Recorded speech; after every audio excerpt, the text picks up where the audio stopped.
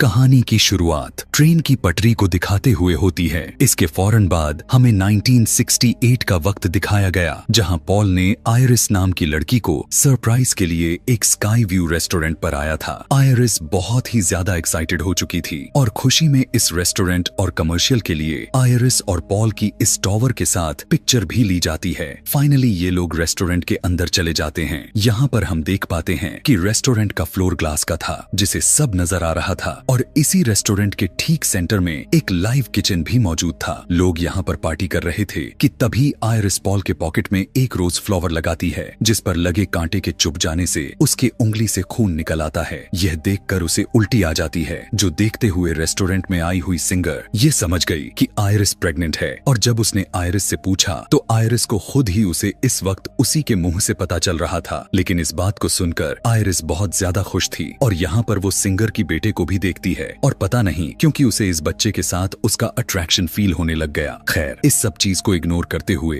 वो पॉल के पास चली गई और पॉल उसे लेकर इस बिल्डिंग के टॉप व्यू टेरेस पर चला आया, जहां वो आयरिस को प्रपोज कर देता है। आयरिस एक्साइटेड होकर उसे इस प्रपोजल को जल्दी से एक्सेप्ट कर लेती है और उसे यह खुशखबरी भी देती है कि प्रेग्नेंट है, और इस बात से पॉल भी बहुत ज्यादा खुश हो जाता है। यहीं पर आयरिस नोटिस कर पाती है कि सिंगर का वो बेटा इस टॉप बिल्डिंग से एक कॉइन नीचे की तरफ फेंक देता है। कॉइन को हमें दिखाया गया कि जमीन पर गिरने की बजाय एसी के आउटडोर से वैक्यूम प्रेशर से उसके अंदर चला गया, जबकि ये सब लोग पार्टी करने के लिए आ गए। जब ये सभी लोग मजे से डांस करते हुए झूम रहे थे, तब दिखाया जाता है कि रेस्टोरेंट का फ्लोर हिलने लग गया था। इधर कॉइन भी फैन से निकलकर एसी के डक्ट के अंदर घूमने लग गया और रेस्टोरेंट के अंदर शीशा वाला फ्लोर अचानक से टूट गया। सभी लोग नीचे गिर गए। पॉल ने अपने आप को बचाने के लिए एक कांच का टुकड़ा पकड़ा हुआ था, जिससे उसके हाथ भी जख्मी हुए जा रहे थे, लेकिन फिर भी वो अपने आप को बचाने में नाकामयाब रह जाता है और नीचे गिरकर मारा गया। जबकि आयरिस इस टाइम पोल को पकड़कर लटकी हुई थी, इसीलिए वो बच गई और सभी के सभी मारे गए। वो कॉइन जो उसी डक्ट के अंदर उड़े जा रहा था, वो वहां से निकलकर एक दूसरी जगह चला जाता है और गैस के पाइप में लगकर लीकेज कर देता है, जिसके ऊपर लाइव किचन रेस्टोरेंट में भी आग लग जाती है, जिसकी वजह से आग में जलकर वो सिंगर भी मारी जाती है और आयरिस अपने आप को बचाने के लिए पियानो के नीचे छुप जाती है। काम नहीं बना तो आयरिस लिफ्ट के पास आ गई, जो लिफ्ट अब पूरी तरह से फुल हो चुकी थी। इससे पहले कि लिफ्ट नीचे की तरफ जा पाती, लिफ्ट के नीचे एक आदमी आकर क्रश हो जाता है। ऐसे में लिफ्ट भी खराब हो जाती है और लिफ्ट में सवार हुए सभी लोग भी अपने जान से हाथ धो बैठते हैं, मारे जाते हैं। वो वापस ऊपर रेस्टोरेंट की तरफ गई तो रेस्टोरेंट का आधा हिस्सा भी टूटकर एक तरफ लटक गया, जिसके अंदर जाकर लोग अपनी जानें बचाने की कोशिश कर रहे थे।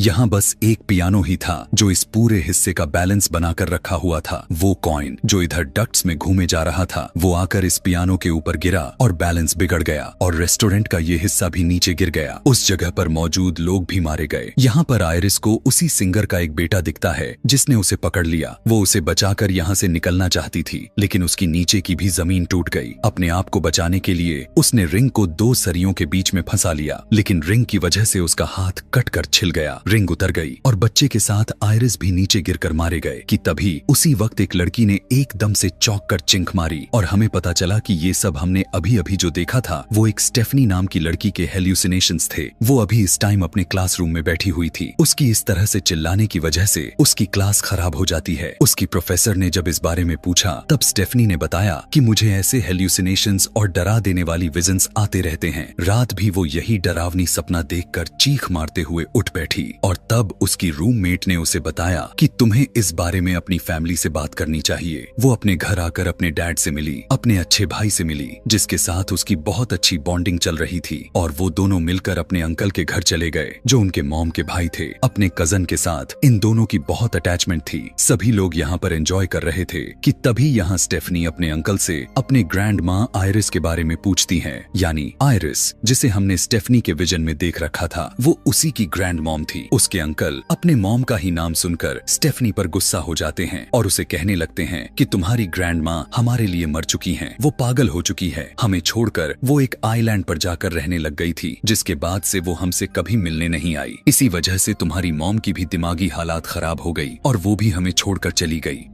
गुस्से में उसके अंकल तो बातें सुनाकर चले गए, लेकिन उसकी आंटी ने उसकी मदद की और आयरिस के भेजे हुए लेटर्स का एड्रेस और आयरिस की कुछ चीजें दी। इन चीजों में कुछ पिक्चर भी थी जो पॉल और आयरिस ने उस स्काई व्यू रेस्टोरेंट के सामने बनाई थी। यह देखकर स्टेफनी काफी बुरी तरह से चौंक गई। यही तो पिक्चर में रेस्टोरेंट था जो उसके विजन में आया हुआ था। अब स्टेफनी आयरिस से मिलने के लिए उस वीरान सुनसान आइलैंड पर चली जाती है। वहाँ पर एक घर तो था, लेकिन उस घर की हालत काफी बिगड़ चुकी थी। वहाँ पर लगे हुए सीसीटीवी कैमरे में स्टेफनी अपना इंट्रोडक्शन करवाया तो आयरिस ने उस घर के अंदर बुला लिया। आयरिस भी स्टेफनी को देखकर काफी एक्साइटेड थी। वो स्टेफनी से उसकी मॉम के बारे में पूछती है तो स्टेफनी कहने लगती है कि हमारी मॉम तो हमें बचपन में ही छोड़कर चली गई थी। यहाँ पर स्टेफनी आयरिस को अपने मेन बात को बताती है कि मैंने आपको और ग्रैंडपा को उस स्काई व्यू रेस्टोरेंट पर देखा था और वो रेस्टोरेंट तबाह हो रहा था। आपके साथ मौजूद सभी लोग मर रहे थे। मुझे ये डरावना ख्वाब, ये विजन हर दिन रात आता रहता है। यहाँ पर आयरिस उसे कहती है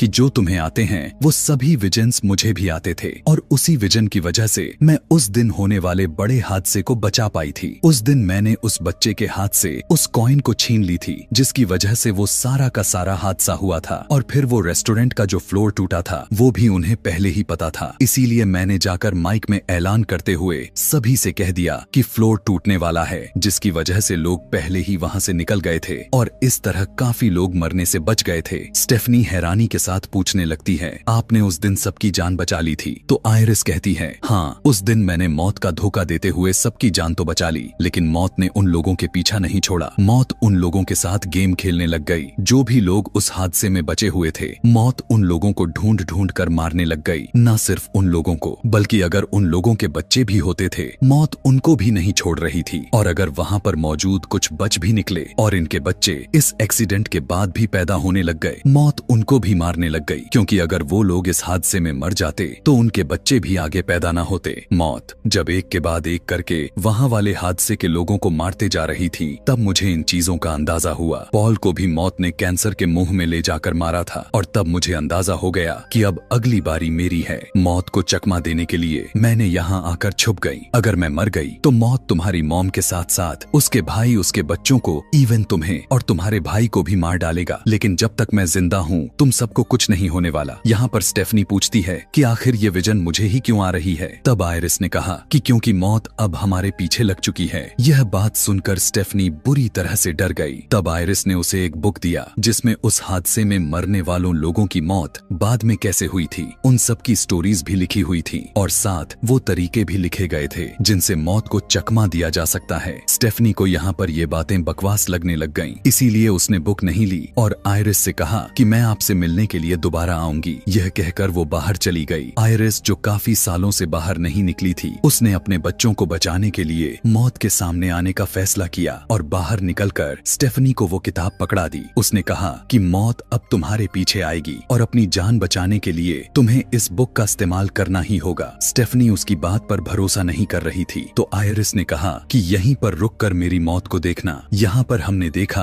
कि एक जगह से गैस लीक हुआ। गैस के लीक होने से एक चीज डिस्टर्ब हुई, उसके बाद दूसरा हुआ और इसी तरह एक चैन बनते हुए आयरिस के मुंह में सीधा आकर लकड़ी जैसा कोई चीज स्टैब हो गई और आयरिस की वहीं पर मौत हो गई। अब तो स्टेफनी को यहाँ से आयरिस की बातों पर यकीन होने लग गया। यह 2 दिन बाद ही आयरिस का फ्यूनरल था जहाँ पर स्टेफनी की मॉम भी आई हुई थी। स्टेफनी को समझ में आ रही थी अगर आगे जो भी अगली मौत होगी तो स्टेफनी की मॉम ही होने वाली है।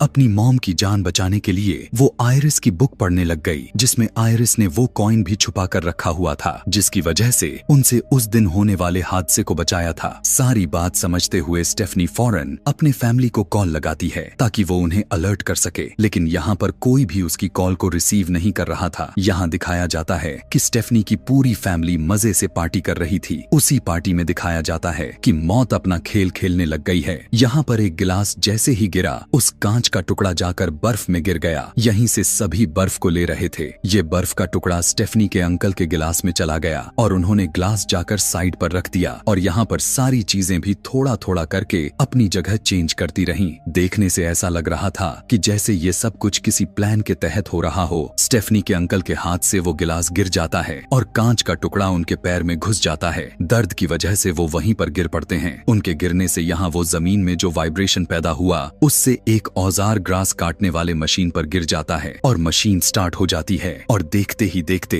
वो मशीन स्टेफनी के अंकल के मुंह के ऊपर चढ़कर उसका पूरा मुंह क्रश करते हुए उसे मार देती है। उसकी इस भयानक मौत से सभी लोग डर कर बौखला जाते हैं। स्टेफनी बहुत ज्यादा डर चुकी थी और वो अब पूरी फैमिली को समझाती है कि किस तरह मौत उनके पीछे पड़ चुकी है। उसने बताया कि आयरिस के उस दिन टॉवर पर चढ़ जाने के बाद मौत ने उस सभी लोगों को अपना निशाना बनाना शुरू कर दिया था जो लोग उस टॉवर में बच गए थे। मौत ने उनको और उनके फैमिली को बिल्कुल खत्म कर दिया और बस अब उनकी फैमिली के साथ एक और लड़के की फैमिली जिंदा थी। स्टेफनी उन्हें समझाती है कि देखिए, पहले आयरिस मरी, फिर उनके सबसे बड़े बेटे, इस तरह अंकल के अब मर जाने के बाद अब बारी है उनके ही बेटे की, और यहाँ पर जब मेरी मॉम मरेगी तो उसके बाद मेरी मरने की बारी आ जाएगी। यहाँ पर मौजूद किसी को भी स्टेफनी के बातों पर यकीन नहीं हो रहा था। इवन उसके अंकल के बच्चे के साथ उसके कजन्स भी उससे नाराज हो गए कि स्टेफनी उसके डैड के मौत का मजाक बना रही है। यहाँ पर एक ही इंसान थे जिसे स्टेफनी पर यकीन हो रहा था और वो कोई और नहीं बल्कि स्टेफनी की मॉम। लेकिन स्टेफनी अपनी मॉम के साथ अच्छे से बात नहीं कर रही थी। यहाँ पर अब हमें अंकल के बड़े बेटे जो अपने पियर्सिंग शॉप पर दिखाया गया, अपना काम खत्म करने के बाद अपने शॉप को बंद करता है और अपने डैड के याद में अपने हाथ पर डैड का टैटू बनाता है। इस टाइम उसने अपने नाक के एक रिंग पहनी हुई थी। यहाँ पर उसके नोज के पियर्सिंग पर फोकस करते हैं और एकदम से ऊपर लगा हुआ एक फैन चालू हो जाता है जिसके साथ एक मैग्नेटिक चैन थी जो आकर उसके नोज के पियर्सिंग में फंस जाती है। फैन के चलते ही वो चैन भी घूम गया और वो लड़का भी लटक कर घूमने लग गया। नीचे बहुत सारा कैरोसिन गिर चुका था जो उसी के लाइटर से आग लग जाती है। वो अपने आप को उस चैन से तो छुड़वा लेता है लेकिन नीचे आग में गिर जाता है। हम देख पाते हैं शॉप में भी आग काफी तेजी से बढ़ चुकी थी। जैसे ही स्टेफनी को यह बात मालूम होती है कि उसके शॉप में आग लगी थी, इसीलिए सुबह होते ही वो उसके शॉप में जाने का डिसाइड करते हैं, लेकिन वो तो इनके कार के सामने ही आते ही इन्हें रोक देता है। हैरानी की बात तो यह था कि उसके बाजू के अलावा उसे कहीं पर भी चोट नहीं लगी थी। अभी वे सभी यही सब बात कर ही रहे होते हैं कि तभी तेजी से एक ट्रक आ जाती है, लेकिन वहाँ पर भी वो बाल बाल बच जाता है। यह देखकर वो स्टेफनी से कहने लगता है कि देखा, मैंने कहा था ना कि मुझे कुछ नहीं होगा। यहाँ पर स्टेफनी को उसकी बातें बिल्कुल बकवास लग रही थी। उसकी बातों पर ध्यान देने के बजाय वो सीधा रोड के चीजों पर ध्यान देने लग जाती है कि क्या ये चीज उस नुकसान पहुंचा सकती भी है या नहीं। यहीं से एक कचरे की गाड़ी जब गुजरती है तब स्टेफनी उससे दूर रहने के लिए कहती है, लेकिन वो तो जाकर उससे चिपकने लग जाता है और सच में पता नहीं क्यों उसे कुछ होता भी नहीं। अब लड़का स्टेफनी से कहने लग जाता है कि देखा, मैंने कहा था कि तुम कुछ ज्यादा ही सोचे जा रही हो। उस लड़के की दूसरी बहन भी अपने वॉक के लिए निकल जाती है कि तभी एक बॉल आकर उसके सर पर लगा जो सीधा गार्बेज बास्केट के अंदर गिर जाती है और गाड़ी वाले उसे जल्दी से गाड़ी के अंदर डाल देते हैं। यह सब कुछ होते हुए उन तीनों ने भी देखा था। जल्दी से जाकर वो तीनों उस गाड़ी को रोकने की काफी कोशिश करते हैं। स्टेफनी भी अपनी जान की परवाह किए बिना ही उस गाड़ी के ऊपर चढ़ जाती है, लेकिन देखने को मिला कि अंदर तो गार्बेज क्रश हुए जा रहा था और इसी मशीन के अंदर उस लड़की की भी उसके शरीर के टुकड़े टुकड़े हो गए। देखते हैं कि स्टेफनी के हाथ में बस उस लड़की का हाथ ही रह गया था और वो बहुत ही दर्दनाक तरीके से मर गई। उसकी मौत से सभी लोग बहुत ज्यादा डिप्रेस हो जाते हैं। स्टेफनी का भाई स्टेफनी से कहता है, तुम ठीक थी, लेकिन इस टाइम स्टेफनी को अपने थ्योरी पर यकीन ही नहीं हो रहा था, क्योंकि उसे लग रहा था कि जो लड़की मरी थी उसकी जगह तो पहले उसके बड़े भाई को मरना चाहिए था। तब यहाँ पर उनकी आंटी ने आकर एक बहुत ही बड़ा सच रिवील किया कि असल में वो लड़का स्टेफनी के अंकल का बेटा था ही नहीं। इसी वजह से उसकी मौत नहीं हुई बल्कि उसकी बहन की मौत हो गई जो कि उसके अंकल की बड़ी बेटी थी। यह सुनते ही स्टेफनी चौंक गई, स्टेफनी के साथ सारे भी, क्योंकि अब सभी को स्टेफनी के बातों पर यकीन होने लग गया था। वो जो लड़की मरी थी उसका छोटा भाई स्टेफनी से कहने लगता है, यानी अब इस बार मेरी मरने की बारी है। स्टेफनी, मैं मरना नहीं चाहता, क्या तुम मेरी मदद कर सकती हो? स्टेफनी कहती है, मैं बचाना तो चाहती हूँ लेकिन मुझे बिल्कुल भी नहीं पता कि इसके आगे आखिर क्या होने वाला है। तब उसका भाई उसे कहता है कि तुमने तो पहले भी फिगर आउट कर लिया था कि क्या होने वाला है, इसीलिए जरा तुम अपने आसपास के चीजों पर ध्यान दो, शायद समझ जाओगी। स्टेफनी को याद आता है कि आयरिस यानी उसकी ग्रैंड माँ ने उसे एक लड़के के बारे में बताया था जो वो उस दिन टॉवर से बच गया था। वो आज भी एक हॉस्पिटल में काम कर रहा था, यानी वो अभी भी जिंदा था और उसने भी मौत को चकमा दे दिया या उसे मौत को चकमा देना आता था। इसीलिए अब ये सभी के सभी उसके पास जाने का डिसाइड करते हैं। यहाँ पर वो आदमी जब अपना नाम जेडी सुनता है तो वो हैरान हो जाता है। इस नाम से उसे सिर्फ आयरिस ही पुकारती थी। ये लोग उससे सवाल करते हैं कि आप आयरिस को कैसे जानते हैं? तब उसने बताया कि उस दिन जब वो टॉवर वाला हादसा हुआ हुआ था तब मैं वहीं था। मैं सिंगर का बेटा हूँ। यह जानते ही स्टेफनी को वो आए हुए सारे के सारे विजन याद आ गया और वो उसे फौरन से पहचान गई। ये आदमी उसे बताता है कि आयरिस काफी सालों पहले भी उससे मिलने के लिए आई थी, क्योंकि वो पॉल के लिए यानी अपने हस्बैंड के लिए मौत को चकमा देना चाहती थी। लेकिन बहुत कोशिश के बाद भी ये सभी उसकी जान बचाने में नाकामयाब रह गए थे। स्टेफनी पूछती है कि क्या कोई ऐसे भी लोग हैं जो अपने मौत से पूरी तरह से बच गए हों। तब वो आदमी कहने लग जाता है कि हाँ, 2 लोग ऐसे हैं जो मौत से बच गए थे, लेकिन इसमें पहले मौत को जीतना था और वो जीत भी गई थी। मौत ने पहले अपना शिकार बनाया और मर गए, लेकिन कुछ देर के बाद डॉक्टर की मदद से उन्हें जिंदा कर लिया गया और उसके बाद से मौत ने उनका पीछा करना छोड़ दिया। स्टेफनी उसे कहती है कि प्लीज आप हमारी मदद कर सकते हैं, लेकिन वो आदमी कहता है कि नहीं, मैं भी पहले एक दफा मौत को अपनाते हुए मौत को चकमा दे चुका हूँ, लेकिन अब मरना मुझे भी है, क्योंकि मुझे कैंसर हो चुकी है और एक ना एक दिन हम सभी को तो मरना ही है। मौत से हम भाग नहीं सकते, बच नहीं सकते, जबकि वही तो हमारी फाइनल डेस्टिनेशन है। उससे पहले हमें बचे हुए पलों को एंजॉय करना चाहिए। यहाँ पर जब सभी लोग काफी ज्यादा दुखी हो चुके थे, तभी इनके ही एक साथी को एक आइडिया आता है कि वो अपने भाई को जो इस बारी में मरने वाला है उसे पीनट खिलाएगा, क्योंकि उसे पीनट से एलर्जी थी। इस तरह से वो पीनट खाकर मर सकता था, लेकिन उसका प्लान यह था कि जैसे ही वो मर जाएगा फौरन से उस एंटी एलर्जिक और मेडिकल सर्विसेज को देते हुए जिंदा कर दिया जाएगा और इस तरह से ये लोग मौत को चकमा दे देंगे। और जैसे ही कुछ देर के बाद वो वर्निंग मशीन के पास आया तो वो मशीन चलती नहीं। उसे जल्दी बहुत थी, इसीलिए हाथ डालते हुए पीनट को निकालने की कोशिश की, जिसकी वजह से मशीन का एक स्क्रू ढीला हो जाता है। जिसके बाद ये लोग अब छुपने के लिए एक रूम में आ गए। वो अपने भाई से कहता है कि तुम यहीं पर रुको, मैंने तुम्हें लिए एक एंटी एलर्जिक लेकर आता हूँ। यह कहने के बाद वो वहाँ का दरवाजा बंद कर देता है और उसके दरवाजे के पटकने की वजह से यहाँ पर कुछ बॉटम्स चालू हो जाते हैं और MRI मशीन भी चालू हो जाती है। कुछ देर के बाद वो लड़का वापस आ जाता है एक इंजेक्टर और एक व्हीलचेयर के साथ। वो इस लड़के को पीनट खाने को कहता है। इससे पहले कि ये लोग अपना कोई प्लान पूरा कर पाते, यहाँ पर MRI मशीन चालू होते हुए अपनी हाई मैग्नेटिक रेस की वजह से वो यहाँ की सारी मेटल के चीजों को अपने तरफ खींचने लग जाती है। स्टेफनी का बड़ा कजन, जिसने अपने पूरे बॉडी में पियर्सिंग की हुई थी, व्हीलचेयर के साथ साथ उसे भी अपने अंदर खींचने लग जाती है और वो अजीब तरीके से अंदर की तरफ घुसता ही चला जाता है। अपने आप को वो बचा भी नहीं पाता। व्हीलचेयर भी टूटते हुए उसके अंदर स्टैब हो जाती है और वो बहुत ही दर्दनाक तरीके से वहीं पर मर जाता है।